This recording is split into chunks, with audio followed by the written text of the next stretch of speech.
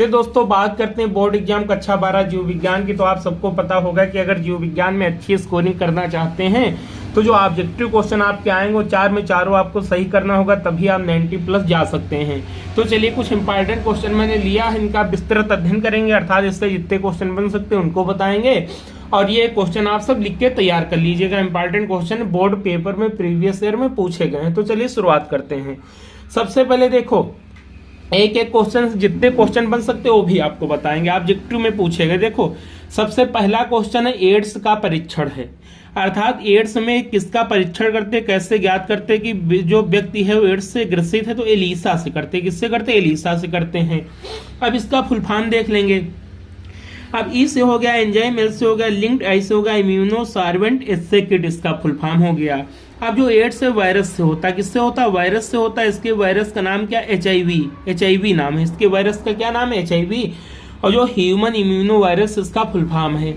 अब एड्स का पता एक बार पूछा था बोर्ड पेपर में, सबसे पहले किस देश में लगा? तो USA में लगा, अमेरिका में। सबसे पहले एड्स रोग की खोज कहाँ हुई? तो USA में हुई। अब आगे बात करेंगे एड्स के जनक अर्थात खोजकर्ता सबसे पहले कौन थे? तो बताएंगे डॉक्टर लुक मॉन्टेगानियर। कौन थे? Doctor Luc Montagnier. ये एड्स के खोजकर्ता हैं। सबसे पहले अमेरिका में इसकी खोज हुई थी। और यह कैसा रोग है एड्स पूछ ले तो यौन संचारित रोग, सेक्सुअल ट्रांसमिटेड डिजीज, अर्थात यौन संचारित रोग एड्स आपका है। इतने क्वेश्चन इससे बनेंगे। अब देखेंगे टीबी के टीके का नाम क्या है? तो सबसे पहले आप बात करेंगे जो टीबी है किससे होता है? जीवाणु से होता है। किससे होता है? जीवाणु से होता है टीबी। अब टीबी में जो इन्फेक्टेड ऑर्गन है, मनुष्य का कौन सा अंग प्रभावित होता है? तो आपको सबको पता होगा लंग्स। लंग्स बोले तो फेफड़े, मनुष्य के फेफड़े टीबी में प्रभावित होते हैं। अब बात करेंगे ये जीवाणु से होता है, जीवाणु का नाम क्या है? तो जीवाणु का नाम क्या? Mycobacterium tuberculosis. क्या नाम है टीबी के जीवाणु का? माइकोबैक्टीरियम ट्यूबरकुलोसिस नाम है, ये भी आप याद रखेंगे। और टीबी के टीके का नाम क्या है? तो BCG। BCG बोले तो बैसिलस कैलमेट यूरिन, इसका फुल फॉर्म हो गया। आगे बात करेंगे ड्रोसेरा कैसा पौधा है? तो ड्रोसेरा हो गया, ये 3-4 पौधे याद रखेंगे, बहुत बार पूछे गए हैं। एक हो गया घटपरड़ी हो गया। कौन सा हो गया? घटपरड़ी हो गया। अगला हो गया नेफेंथीज हो गया। ये सब कीटभक्षी पौधे हैं। तो दोस्तों ये कैसे पौधे हो गए? कीटभक्षी पौधे हो गए, अर्थात ये जहां उगते वहां नाइट्रोजन की कमी होती है और नाइट्रोजन की कमी को पूरा करने के लिए कीटों का भक्षण करते हैं, इसलिए इन्हें कीटभक्षी पौधे कहते हैं। अब देखो निषेचन की खोज किसने की थी? तो नवासिन ने की। निषेचन का शाब्दिक अर्थ क्या अगर हम देखें तो पुरुष के जो शुक्राणु हैं क्या हो गए? स्पर्म हो गए। पुरुष के शुक्राणु हो गए, मादा के अंडाणु हो गए। मादा की क्या हो गए? अंडाणु हो गए। यह जब आपस में संलयित होते हैं, अर्थात जब मादा के अंडाणु पुरुष के शुक्राणु आपस में मिलते हैं तो जायगोट का फॉर्मेशन होता है। किसका? जायगोट का निर्माण होता है। यही क्रिया निषेचन कहलाती। जब यह शरीर के अंदर होती तो इसे अंतः निषेचन, और जब यह शरीर के बाहर होती तो इसे बाह्य निषेचन कहते हैं।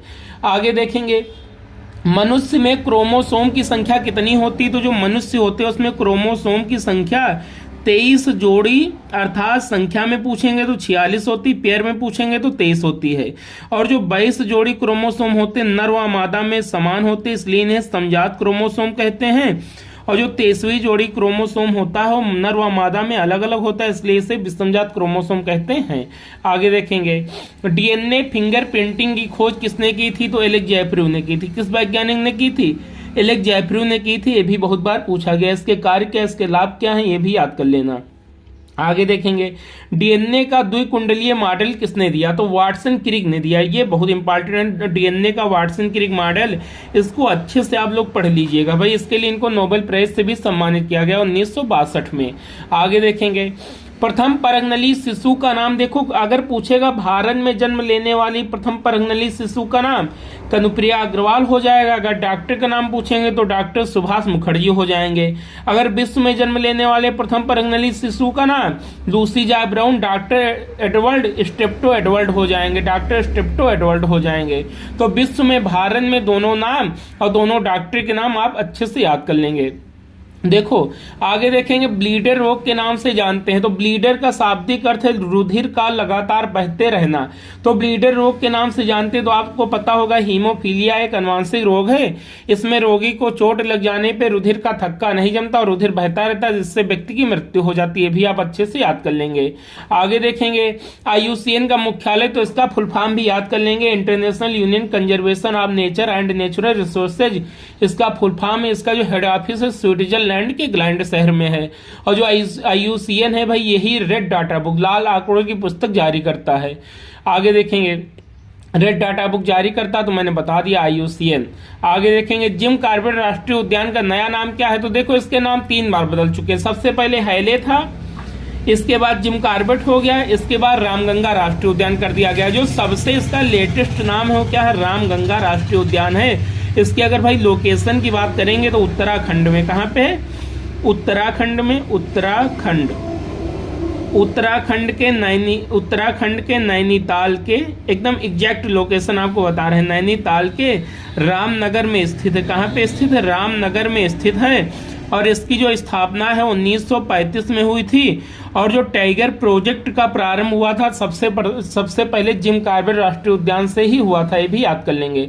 आगे देखेंगे जीन का कृत्रिम संश्लेषण किसने किया। तो डॉक्टर हरगोविंद खुराना ने किया। ये भी ऑब्जेक्टिव में बहुत बार पूछा गया है।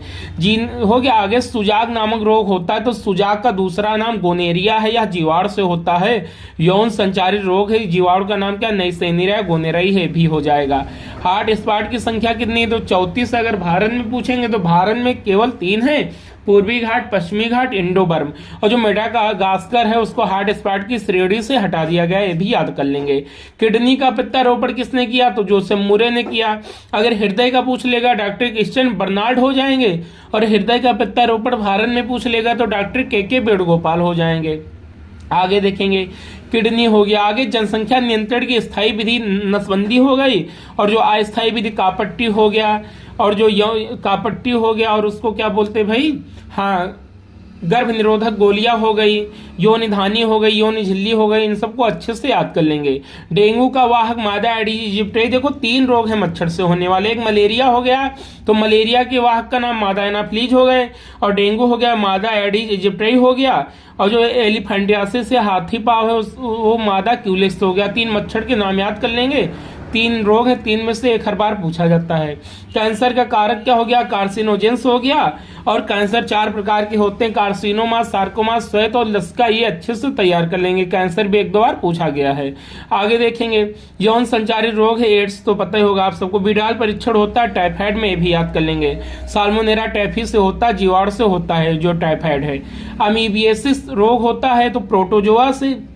अब अमीबियासिस का मतलब अमीबिया पेचिस, तो अमीबिया पेचिस एंटमीबा हिस्टोलिटिका से होता है, एक आप याद कर लेंगे। पायरिया एंटमीबा जिंजीवाइलिस 2 याद कर लेंगे, प्रोटोजोआ से होने वाले रोग। आगे देखेंगे तंबाकू का मुख्य अवयव है तो निकोटीन होता है। कॉफी में कौन, कैफीन होता है, ये भी याद कर लेंगे अच्छे से। एल्कोहल द्वारा सर्वाधिक प्रभावित अंग है तो यकृत है। जब आपको मानव स्वास्थ्य एवं रोग पढ़ेंगे तो जब ये देखेंगे यकृत, लीवर सिरोसिस, तो इसको भी अच्छे से आप पढ़ लेंगे। आगे रेबीज के टीके की खोज किसने की थी, तो लुई पास्चर ने की थी। किसने की थी, लुई पास्चर ने की थी। तो दोस्तों वीडियो कैसा लगा, अगर अच्छा लगा तो चैनल को सब्सक्राइब करिए, वीडियो को लाइक करिए। जय हिंद।